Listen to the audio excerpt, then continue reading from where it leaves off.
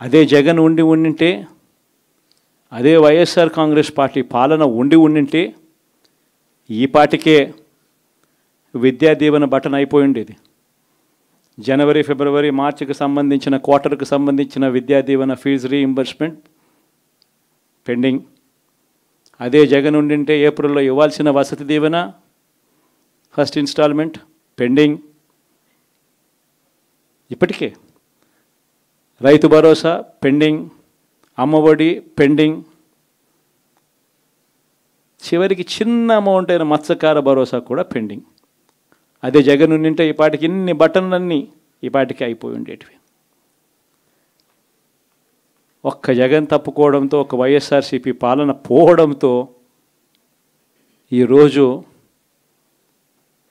అమ్మఒడి బటనింగా రాలా, రైతు భరోసా బటనింగా రాలా, Vidya Deevena pending, Vasathi Deevena pending. ఇప్పటికే ఇక ఇదే అంటుకుంటూ పోతుంది. డిసెంబర్, జనవరి వచ్చే నాటికి ఏమయ్యా ఇవన్నీ మాకు చెప్పావు, 4,12,00,000 మంది ఓటర్ల లిస్టు, ఇందులో సగం మంది ఆడవాళ్ళే, అందరూ 18 సంవత్సరాల పైవారే ఓటర్ లిస్టులో ఉన్నారు అని అంటే, మరి వీరందరికీ 1,500 ప్రతి నెల ఇస్తానన్నాడు, సంవత్సరానికి 18,000.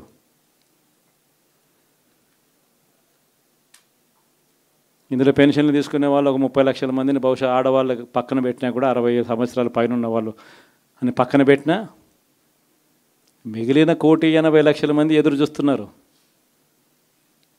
అప్పుడే చంద్రబాబు వచ్చేసాడు, చాలా రోజులు అయిపోయింది, ఇంతవరకు మాకు రావాల్సిన 1,500 నెల నెల ఇస్తానన్న 1,500 ఇంకా రాలేదేమో అని చెప్పి రైతులు ఎదురు చూస్తూ ఉన్నారు. 20,000 పెట్టుబడి సాయంగా ఇస్తానన్నాడు, అది ఏమవుతుందని. దాదాపు 1,000,000 మంది పిల్లలు పైగా ఉంటారు, బళ్ళకు పోయే పిల్లలందరికీ ఇస్తామన్నాడు. అమ్మఒడి కింద వాళ్ళ పథకం ఏదైతే నేను దాని కింద 15,000 అని చెప్పి ఆ తల్లులకు 15,000 కోట్లు, దానికి వెయిట్ చేస్తూ ఉన్నారు. ఇవన్నీ వెయిట్ చేస్తూ ఉన్నారు. ఇవన్నీ ఏవి కూడా అడుగులు ముందును పడని పరిస్థితి. ఇవన్నీ కూడా డిసెంబర్, జనవరికి వచ్చేసరికి అన్నీ కూడా ఊపందుకుంటాయి, వేడందుకుంటాయి. హనీమూన్ పీరియడ్ అనేది ఆగిపోతుంది. వైఎస్ఆర్ కాంగ్రెస్ పార్టీ చేయాల్సిన పనులు చెప్తా ఉన్నా.